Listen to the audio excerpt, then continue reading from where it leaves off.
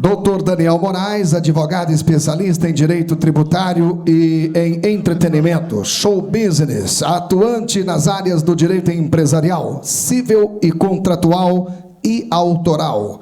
Advogado e consultor jurídico de artistas como Wesley Safadão, Simone Simaria, Denis DJ e de produtores de eventos.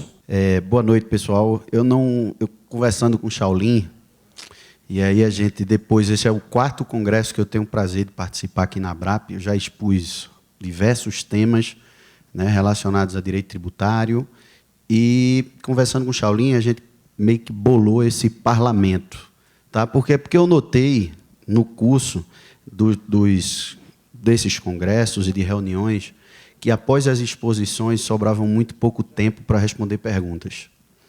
E tinha muita gente que saía aqui do evento com aquele sentimento do faltou alguma coisa, eu tinha uma dúvida para esclarecer e não tive tempo.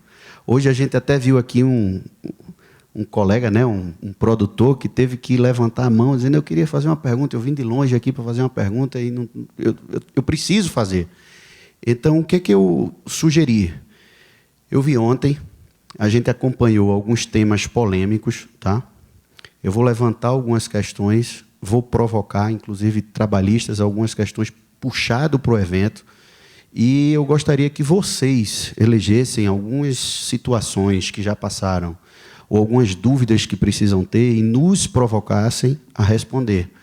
Não sabendo a resposta, não tem problema nenhum, tem um caderninho, você anota, e depois a gente informa um posicionamento nosso ou de tribunais a respeito da matéria. Tá?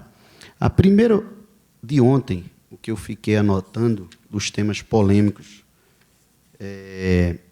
tem a questão do ECAD, tá? Tem a questão de cartas de exclusividade. Tem algumas pessoas aqui que não produzem eventos, mas agenciam artistas, tá, frente a poder público, e têm enfrentado grave problema frente aos tribunais de contas, seja municipal, estadual ou da União. No cenário trabalhista, que eu vivo mais próximo de alguns artistas que têm diversos funcionários, hoje, eu digo pelo Wesley, o Wesley hoje tem 70 e poucos funcionários cadastrados, tá? Entre escritório, músicos, técnica e todo mundo. E hoje é tudo, não sou eu que faço assessoria, um outro colega, e é tudo bem registrado, porque já teve problemas no passado, né? Porque reinava, ainda está melhorando muito, mas ainda reinava à época a informalidade em tudo, no recebimento de recurso, na contratação do pessoal. Então, nesse tópico trabalhista, para não deixar esfriar, eu anotei o seguinte: eu acho que alguns produtores aqui já tiveram alguns problemas trabalhistas, não causados por eles, mas por funcionários mal contratados de prestadores de serviço deles. Eu tenho alguns exemplos clássicos em Pernambuco, onde um funcionário de iluminação, de som e iluminação, infelizmente tomou um choque e caiu de uma altura enorme. E o que foi que aconteceu? A família do funcionário, ele infelizmente veio a falecer, a família do funcionário, ele entrou na justiça contra a empresa e contra o produtor. Tá? O produtor, ele contratou a empresa, geralmente ele contrata normal, faz um contrato de prestação de serviço e espera que a empresa tenha todo mundo cadastrado. Então, ninguém vai ficar, isso é incomum você pedir ao prestador de serviço, a não ser quando as contratações são públicas, tem mais um critério, mas na relação do show business, isso não existe. Então, ele faz uma contratação do som e iluminação e espera que o cara entregue aquilo que fez. E eles não têm essa formalidade na contratação, e acaba a gente tendo, os produtores tendo solidariedade. Eu queria saber, assim, posicionamento. O que eu sei é que eles perdem todas. E o que é que poderia ser feito, né? Porque a solidariedade, ela vai existir, a princípio ela vai existir. Mas o que é que poderia ser feito perante os prestadores de serviço para ele minimizar ou para afastar? Ora, eu te contratei para montar meu palco. Aconteceu um acidente com teu funcionário, como é que eu poderia me proteger? Eu acho que isso é uma demanda de alguns produtores, eu já escutei algumas vezes, e realmente eu não trabalho nessa área trabalhista, eu não sei responder. Então, já que a gente tem a oportunidade aqui de um juiz de trabalho estar aqui, né, acho que vale a pena provocar esse ponto. Tem outros, Rodrigo? Bom, eu vou tentar responder. Tem uma advogada que pode confirmar e até melhorar o que eu vou dizer a vocês. Todas as relações, de trabalho ou não, que caminhem pela informalidade, implicam em maiores riscos, por óbvio, se houver problema, se aparecer, por acaso, algum problema. Nos casos de terceirização de serviço, porque isso não é nada além de terceirizar um serviço. A contratação de um prestador de serviços exige do tomador contratante uma série de cuidados.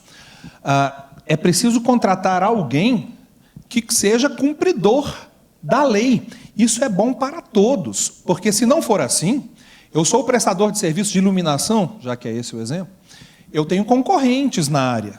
Vocês vão me contratar, entre outros fatores, talvez porque eu consigo proporcionar um serviço num valor um pouco menos elevado do que os meus concorrentes. Mas por que eu consigo prestar um serviço de um valor um pouco menos elevado? Porque eu não recolho FGTS dos meus empregados, porque eu não recolho INSS dos meus empregados, porque eu não registro os meus empregados. A minha concorrência faz tudo isso.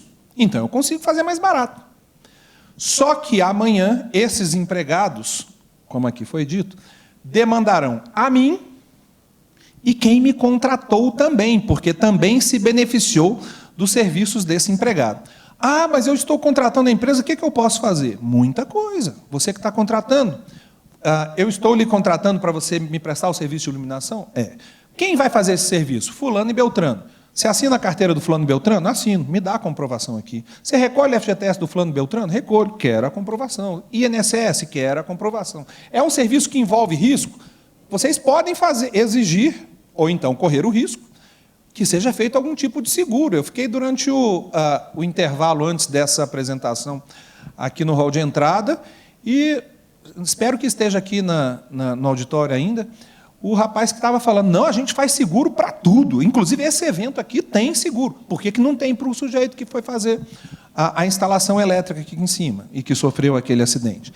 Todas as vezes em que se for terceirizar serviços e contratar um prestador, se eu fizesse isso, eu exigiria deste prestador a comprovação da regularidade trabalhista de todos os empregados envolvidos na prestação. Ah, mas e se o sujeito não me comprovar tudo? Eu não pago ele. A cláusula contratual é esta: pagamento mediante comprovação de regularidade trabalhista de todos os empregados envolvidos na prestação de serviço. Isso resolveria, para esse contratante, 95% dos casos. E por que acontece tanto na Justiça do Trabalho? Porque 95% dos contratantes não fazem nada disso.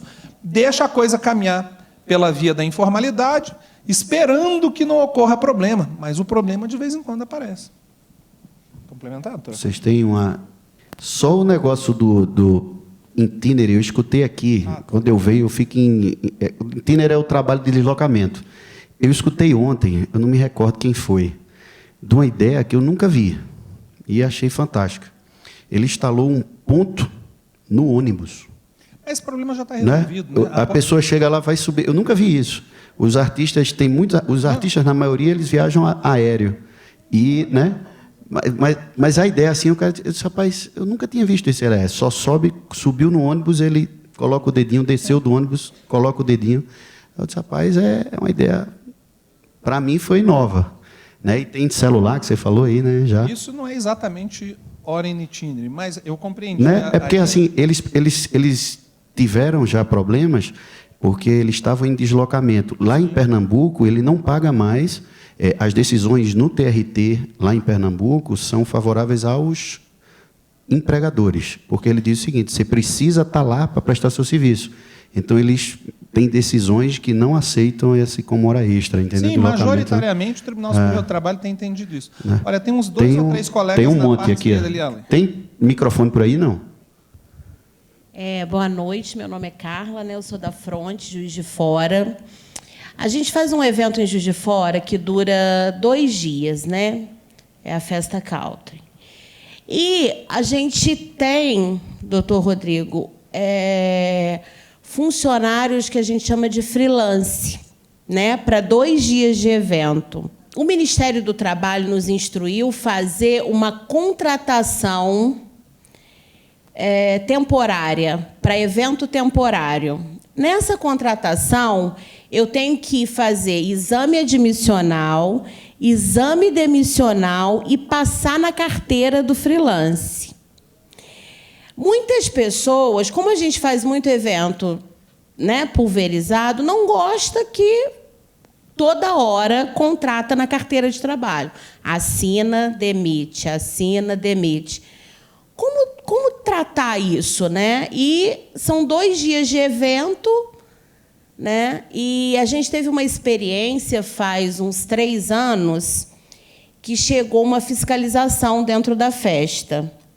Na montagem do evento, o bombeiro fazendo vistoria do local, aí chegou Polícia Federal, Ministério do Trabalho. Aí os carregadores falaram assim, corre lá que é para dar o nome para ganhar ingresso. Aí os fiscais começaram a anotar. Anotou do evento inteiro. Quem estava vendendo salgadinho para os trabalhadores.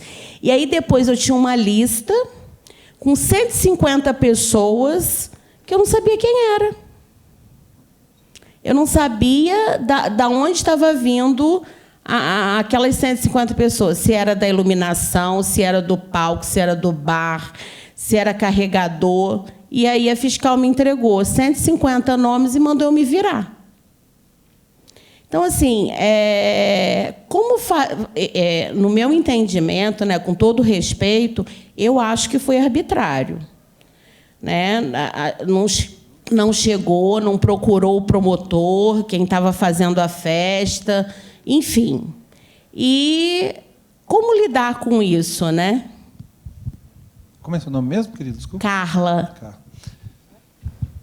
Bom, Carla, a gente tem que ter cuidado para falar sobre fiscalizações do Ministério do Trabalho, do Ministério Público do Trabalho, mas não tem a menor sombra de dúvida de que muitas são excessivas, né? O procedimento é excessivo, eventualmente arbitrário. Num caso como esse que você falou, eu até cogito acreditar que queriam uns ingressos mesmo, né? Porque... Tá. Eu estou falando entendi. Que rodou, né, entre a galera que estava lá, que entrou, que não estava. Corre lá para dar o nome que é para ganhar ingresso. Pois é, uma série de excessos são cometidos. Eu não sei se, no seu caso particular, por conta disso, mas os fiscais do trabalho, os auditores fiscais do trabalho, vinculados anteriormente ao Ministério do Trabalho, hoje Secretaria de Relações do Trabalho, eles têm cota a cumprir, de multa. Se ele chegar na sua empresa e tiver tudo certo, para ele é um problema, por incrível que pareça, né? Porque no mundo lógico seria uma satisfação encontrar uma empresa em que tudo está sendo feito certinho, né? Bom, no caso concreto, se eu não sei, você disse no começo da sua pergunta, eu estava entendendo que em Juiz de Fora, você falou, né? Que em Juiz de Fora havia esse evento de 2 dias, que você contratava o pessoal para trabalhar nesse evento, e acabou. Mas depois você mencionou que havia pulverizados outros eventos em outras localidades ali, e aí eu já não sei se essas mesmas pessoas que foram contratadas para trabalhar em Juiz de Fora, foram cuidar da vida delas, depois, num outro evento, você contratou-as para isso. Se for este o caso, então nós temos o clássico caso em que se orienta, em que se aconselha a contratação do empregado intermitente. Você vai ter um início, num primeiro momento, algum trabalho de ordem burocrática, mas você evitará uma série de problemas de fiscalização do trabalho. Trabalho intermitente é registrado, ninguém pode falar nada. E não vai ter problema na própria Justiça do Trabalho.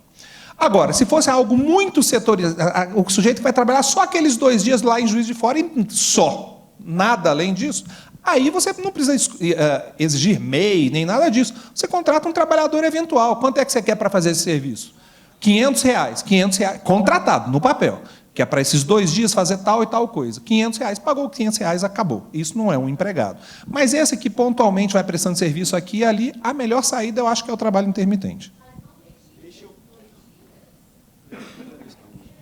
Se for só os 2 dias em Juiz de Fora e não houver outras prestações de...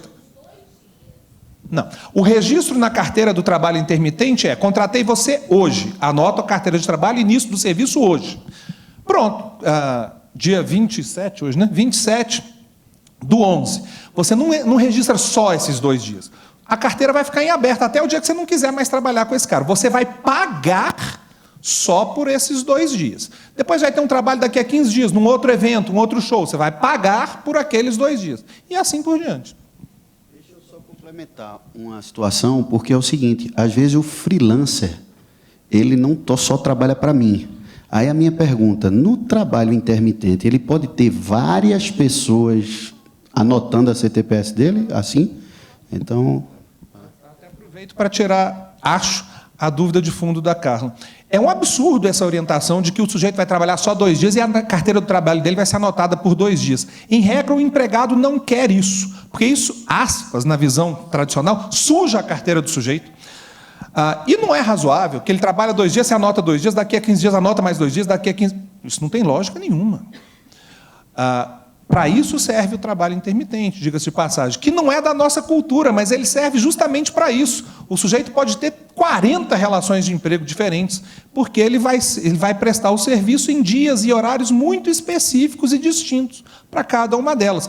Diga-se de passagem, se houver coincidência, eu tenho um trabalhador intermitente que é o mesmo que a doutora Fátima tem, e nós 2 precisamos do serviço dele no mesmo dia e horário.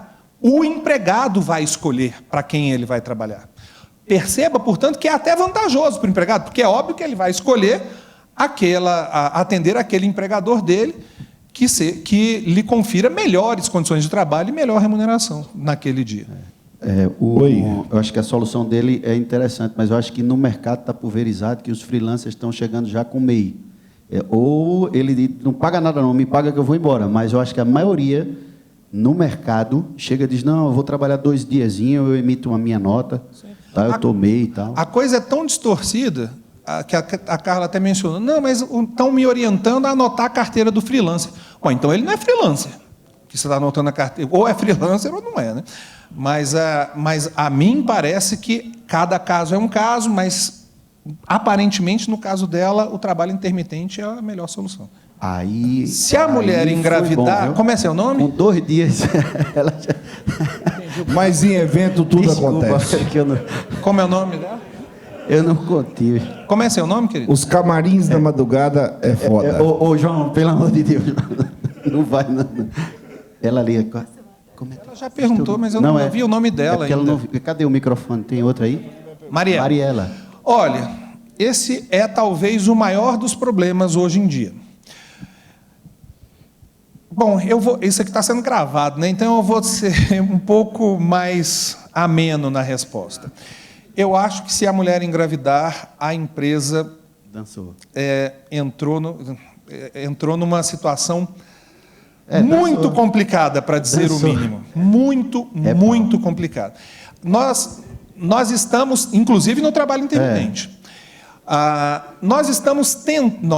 Quem sou eu, né? O GAET, o Grupo de Altos Estudos do Trabalho, fez uma sugestão de alteração legal por conta disso. Porque aquela mulher em particular que engravidou e que é destinatária de uma proteção que, na minha visão, hoje é excessiva, essa mulher está muito protegida e muito satisfeita com a forma como essa estabilidade, esse direito trabalhista tem sido tratado nos tribunais. Ela, sim. Mas todas as outras que estão no mercado de trabalho, inclusive, olhando de longe a Marielle, sofrem discriminação velada nesse mercado de trabalho, porque os empregadores já perceberam que isso é um problema. E, infelizmente, a reação é a óbvia. Não se faz isso de forma externa, falando que é assim, porque ninguém quer correr riscos maiores. Mas, na hora de selecionar o empregado, sinceramente, uma mulher em idade fértil sai atrás, por conta disso. Mas eu vou colocar só uma pimentinha no gancho de Mariela. Foi dito que uma assinatura de um trabalho intermitente pode ser feita por vários empregadores. Isso, A quem ela vai demandar? Mas demandar pelo quê? Estabilidade.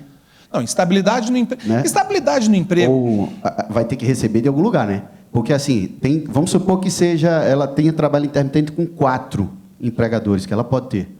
Pode ter com 30. 30.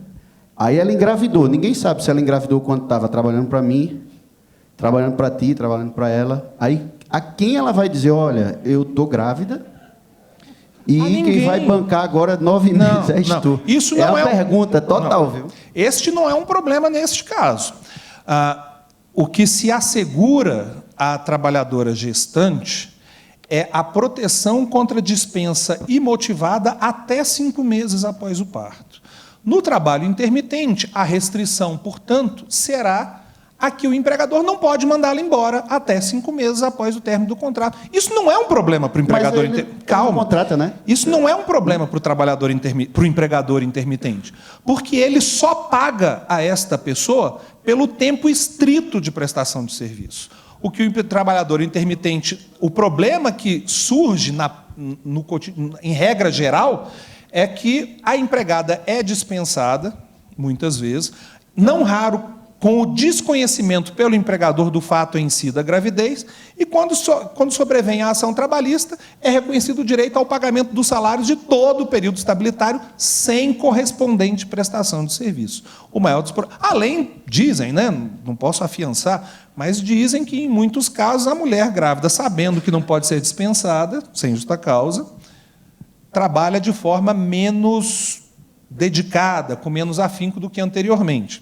Não confundir isso, por óbvio, com a natural restrição oriunda da condição de gestante. Mas muitos empregadores se queixam que é ultrapassado muito esse ponto justificado e a pessoa realmente trabalha com desídia.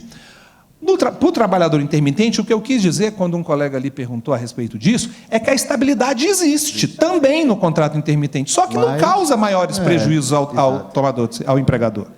Doutor Rodrigo, aqui, ó, minha pergunta. Lá de cá.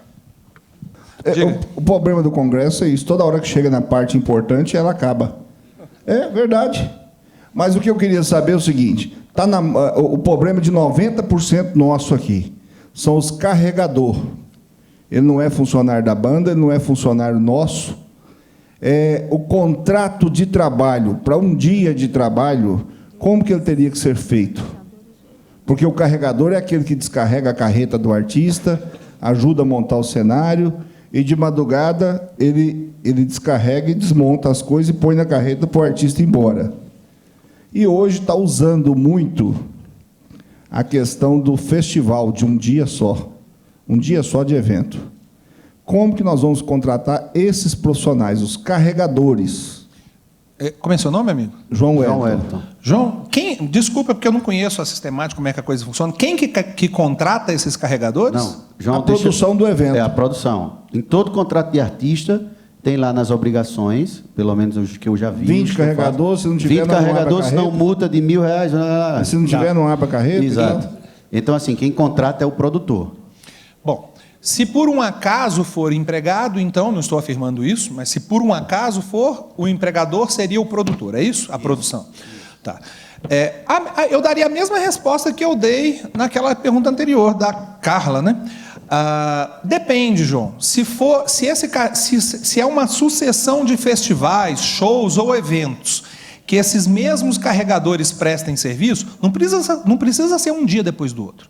Uma vez ou duas essa semana, na semana que vem mais uma vez, daqui a um mês mais uma vez, e assim por diante, eu sugeriria a adoção do contrato de trabalho intermitente. Se não for o caso, que parece também que é o sentido da sua pergunta, não. É um evento que nós fizemos lá em Belo Horizonte, contratamos o sujeito, ele trabalhou o dia inteiro, carregando, descarregando, e acabou. Nós nunca mais vimos a cara do sujeito. Para este caso, é possível fazer um contrato de trabalho eventual, porque isso é um trabalho eventual.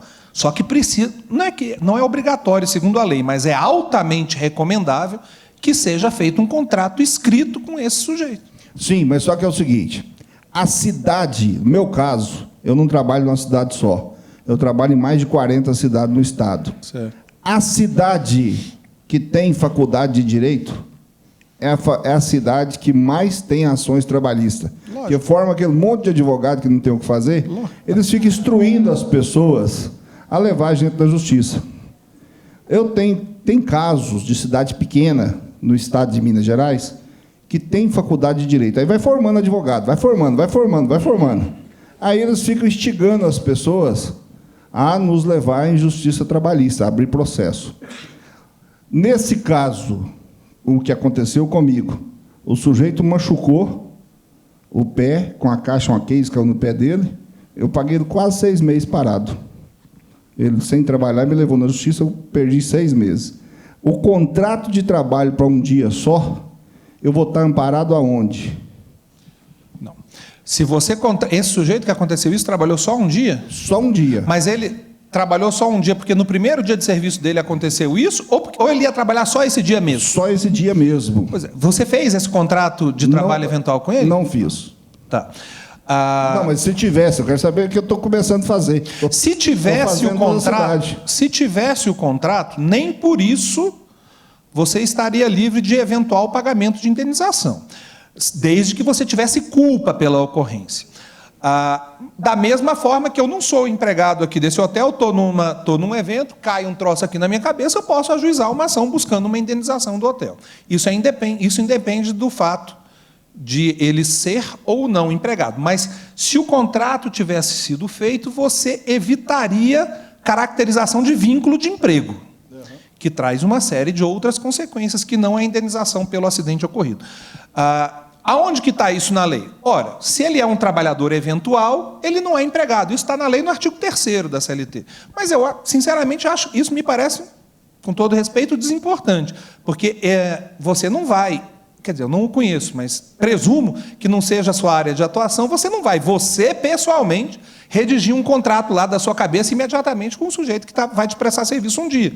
Você deve ter alguém tecnicamente habilitado para isso. Não, a gente tem um contrato padrão onde tem as lacunas, o nome, endereço, para que a gente põe e o cara assina. Aí só vendo o contrato para dizer se ele cobre todos os riscos possíveis. Né? Beleza. Ele está dizendo, João, que existem carregadores que você contrata por pessoa e existem empresas que prestam serviço de carregamento e descarregamento de carreta, né? Se você contratar a empresa, se você contratar a empresa, é mais provável que ele demande a empresa, mas não que você esteja livre, né? Mas quando você contrata a pessoa, né? Se não tiver isso aí... Agora, João, eu não sei se... Pode ver se tem seguro também, né? Para os eventos, eu acho que cobre. Os seguros de evento, a gente fica imaginando que é caro, é tão barato, quando você vê o evento, mas é tão barato, que é impressionante. Eu não vejo como uma pessoa hoje que faz evento, que circula milhões, não contrata um seguro, que é coisa assim, evento gigante, eu já vi evento gigante, paga 2, 3, 4 mil reais, né? E ele cobre cancelamento de artista, problemas de indenização total. É um negócio tremendo o seguro. E você paga 4 mil, 3 mil reais, né? Porque eles não imaginam.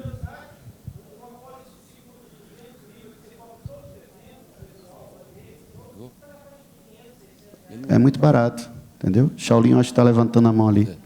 Oi, presidente. Uma situação, doutor Rodrigo. No caso do que a gente popularmente chama de barraqueiro, que são as pessoas que trabalham com ponto de venda de bebida, comida.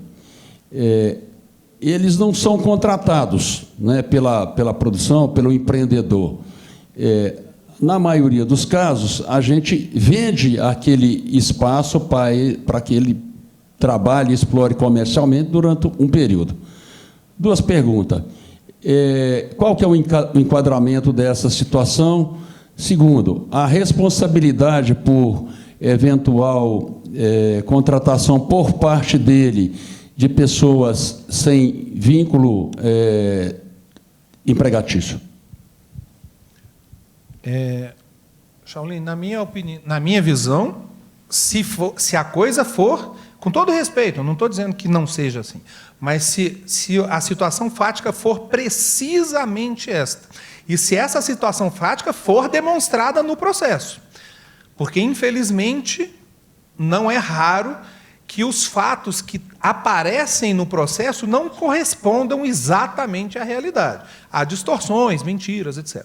Mas se for caracterizada exatamente essa situação, esse é um ele é o barraqueiro, né? O barraqueiro não é empregado, mas de jeito nenhum, ao contrário. Este sim é um trabalhador autônomo. Tenha ele empresa constituída ou não. E se for reconhecida esta situação na forma como você narrou, me parece que é uma relação de natureza comercial que há entre a produção do evento e fulano de tal, ou uma empresa do fulano de tal, de forma que, nesse caso, não há responsabilidade nenhuma do contratante em relação a eventuais empregados desse barraqueiro. Agora, é mais do que conveniente, oportuno e aconselhável que tudo isso, que toda essa situação seja formalizada, que esses contratos não sejam feitos de boca, porque acontece a toda hora. E aí a margem para que esse barraqueiro conte uma história diferente dessa que você está me contando é grande demais. E acontecem condenações trabalhistas decorrentes disso. Doutora Fátima ia fazer uma observação agora há pouco, que a gente não... Isso. Eu não sei se o pessoal do show business já se retirou do local, mas nessa turma a gente percebe que a remuneração dos trabalhadores quase sempre ela se dá através de cachê. Contrata-se um salário fixo, que geralmente é um salário mínimo, e mais o cachê por cada evento que o trabalhador participar. O que eu teria a colocar aqui, doutor Rodrigo, é uma reflexão sobre esta forma que vocês elegeram para remunerar, e parece-me que já é padrão no segmento. Porque se você paga por cachê, além do cachê, você terá que pagar o DSR, que é o descanso semanal remunerado, e isso onera o empregador em 1/6 do valor do cachê mensal. Então, fica muito caro. A minha sugestão é, para quem ainda não anotou a carteira e que resolva anotar daqui para frente, que contrate de outra forma, como, por exemplo, uma gratificação ou uma outra parcela que não seja o cachê para se evitar esse 1/6. Era isso que eu queria dizer, uma recomendação, porque às vezes vocês vão sair daqui inspirados, com vontade de legalizar a atividade de vocês, trabalhar de forma mais segura, deitar e dormir. Fica essa dica. Vocês vão fazer uma economia de 1/6 do valor do cachê. É isso aí, gente. Então, eu sei que a gente está estourado com o tempo, mas só para eu já fazer, então, já que foi dada essa dica... Não, acho que desistiram. Se não tiver hora, eu também não tenho, não. Acho que desistiram do esgotamento aqui do horário e, por mim... Se houve esgotamento do horário, então... E aí, presidente? Eu não queria parar sem falar isso. Tem horário? Tem horário? Não, é só isso. É só essa coisinha rápida. Tem horário. Antes de eu, doutora Fátima, subirmos aqui... um advogado, não sei se o outro colega é também advogado, narrou uma situação que eu imagino que vocês vão levar às suas empresas, consultar o departamento jurídico de vocês, para tomar uma decisão a respeito do que fazer. Eu sei que eu estou sugerindo que o mesmo seja feito, pelo jeitão das perguntas aqui, que o mesmo seja feito com relação à sugestão para a anotação da carteira de trabalho. Por que eu estou dizendo isso? Porque eu tenho quase certeza que vocês são muito resistentes a essa ideia. Porque existe uma noção, podem crer, equivocada, de que isso implicará aumento de custos. Na verdade, ao fim de um período que nem é tão amplo assim, vocês vão perceber que se dá o contrário. Existe um trabalho um pouco maior de ordem burocrática no início, como é óbvio. E especialmente sugiro, porque numa palestra de 50 minutos, é impossível que você perceba as vantagens, a extensão da vantagem que isso representa. Mas sugiro que você converse lá com o seu advogado a respeito da adoção, em certos casos, do contrato de trabalho intermitente, que, pelo jeito com que vocês exercem as suas atividades, vai implicar em diminuição de custos e de potenciais problemas trabalhistas para uma boa parte dos que aqui estão. Pois é, gente, eu acho que precisava, como eu disse, presidente, não foi que esse painel ia estourar, porque ele é mais próximo.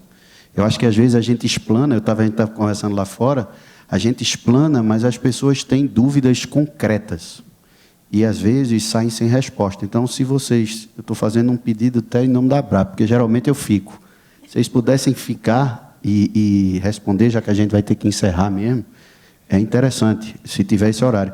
Eu, hoje, de tarde, a Mariela está ali, eu fiquei muito feliz com o que você me falou, que foi um negócio que eu falei, acho que foi no congresso número 2 ou número 3, que dei algumas sugestões de contratação de prestadores de serviço e falei sobre a sistemática do lucro real em evento, desde que tivesse disciplina.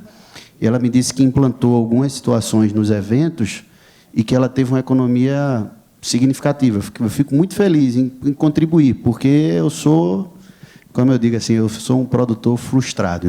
Eu não tenho a coragem que vocês têm. A verdade é essa. E eu acho que a gente tem que procurar saber, procurar, às vezes, tirar essa mistificação de que a formalidade encarece e engessa. Eu escuto muito isso. Você está engessando o meu negócio. Não, não estou engessando o teu negócio, eu estou resolvendo o teu futuro problema.